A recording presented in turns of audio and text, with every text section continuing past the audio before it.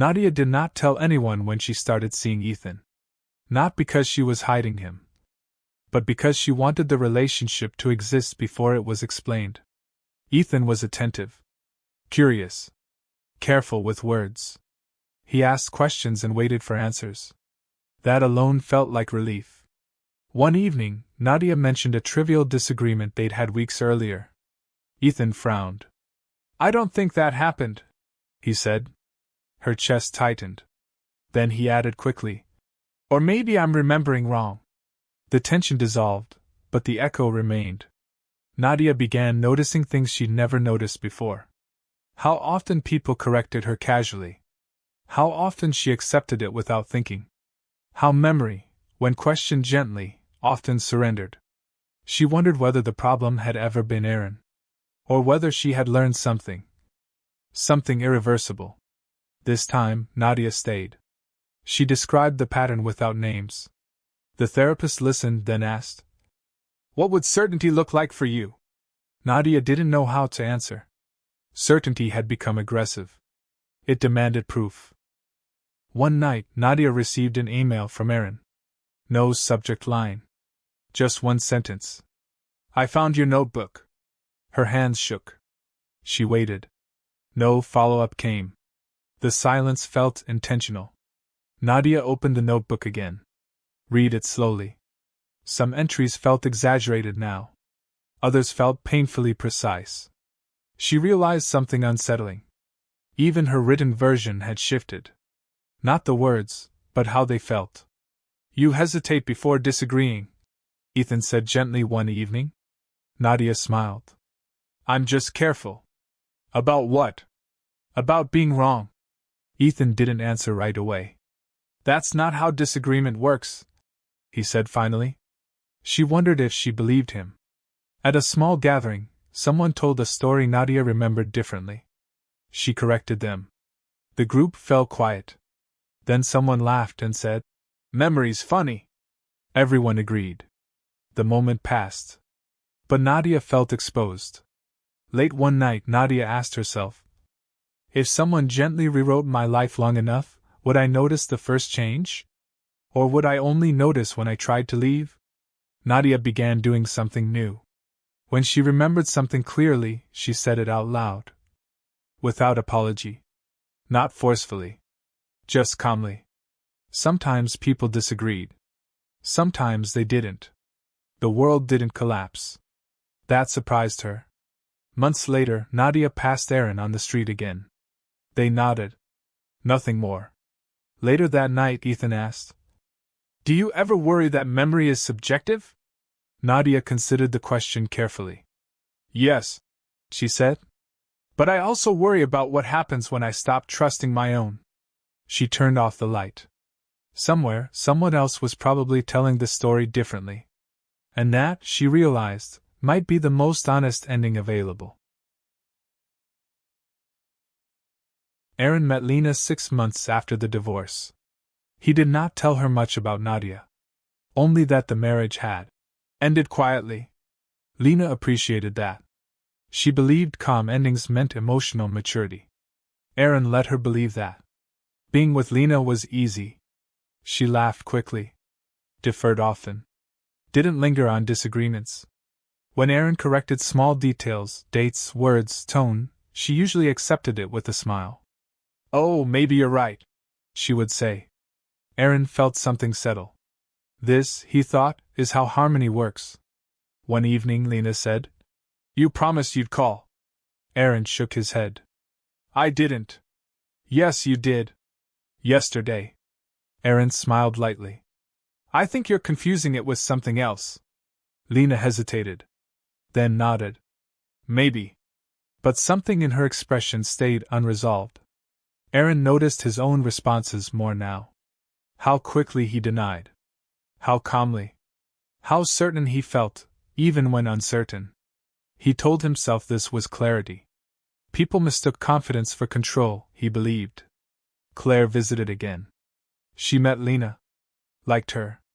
Later, alone, Claire asked, "Do you ever wonder if the problem follows you?" Aaron stiffened. "What problem?" Claire didn't elaborate. She didn't have to. Aaron found himself re-editing conversations internally. Not deliberately. Automatically. He remembered outcomes, not processes. Agreement mattered more than how it was reached. When Lena once said, "That's not how I remember it," Aaron felt a flash of irritation, sharp, unexpected. He softened his tone immediately. "I'm probably remembering it wrong," he said. The words tasted unfamiliar. Late one night, Aaron remembered Nadia's notebook. The physical weight of it in his hands. The way it had felt accusatory without accusing.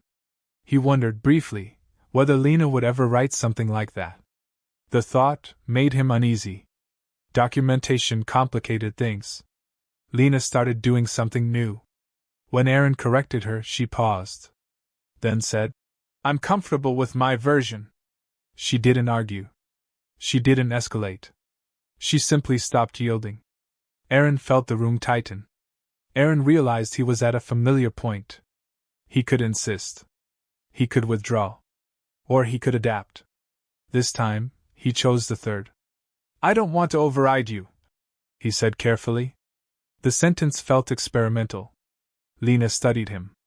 "Then don't," she replied. Aaron tried. Truly. He let disagreements stand unresolved. The discomfort was constant. Like static. He slept poorly. Felt unanchored. Stability, he realized, had always come from alignment. Without it, he felt exposed. One afternoon, Aaron ran into Nadia again, by chance. She looked steadier. More deliberate. They exchanged a few polite words. Nothing more. That night, Aaron lay awake. He wondered, not for the first time, whether he had been preserving peace. Or erasing friction that mattered. The thought did not resolve. It never did. But for the first time, he didn't push it away. He let it sit. Uncorrected. It was late afternoon when Nadia entered the cafe near the park. She didn't plan to meet anyone. Aaron was already there, sitting with Lena, laughing quietly over something light. Nadia froze at the doorway, noticing the ease between them. For a moment, she felt something familiar, recognition, dread, frustration. But she did not approach. She walked past, ordered a coffee, and sat at a corner table. Aaron noticed Nadia immediately. Not because she was unusual. Because she existed in his peripheral memory, like a name you can't quite recall fully, but that matters. He didn't move.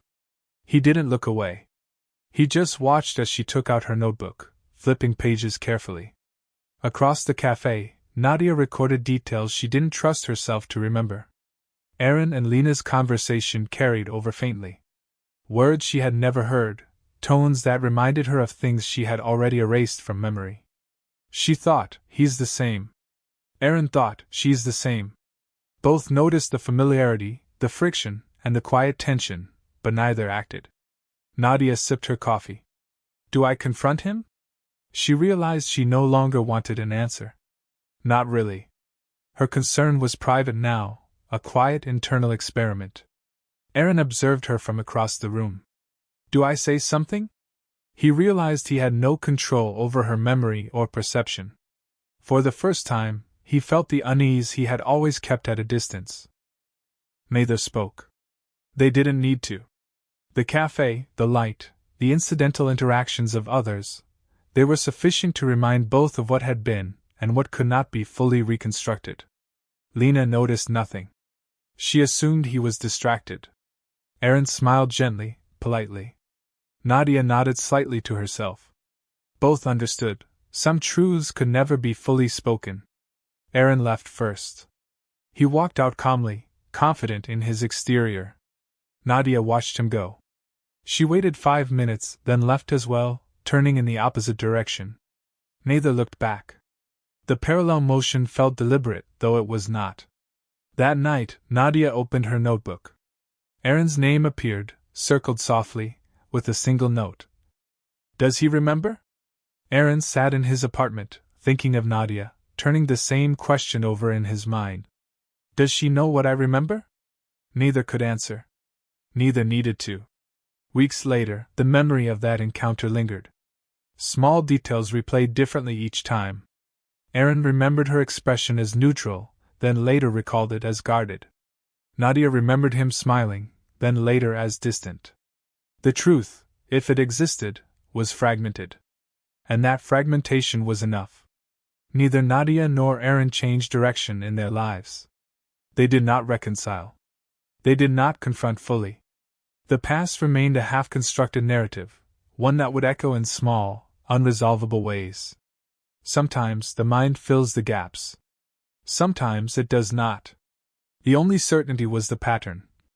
The things left unsaid, the memories contested, and the quiet suspicion that some people can never fully know each other. And in that ambiguity, they survived.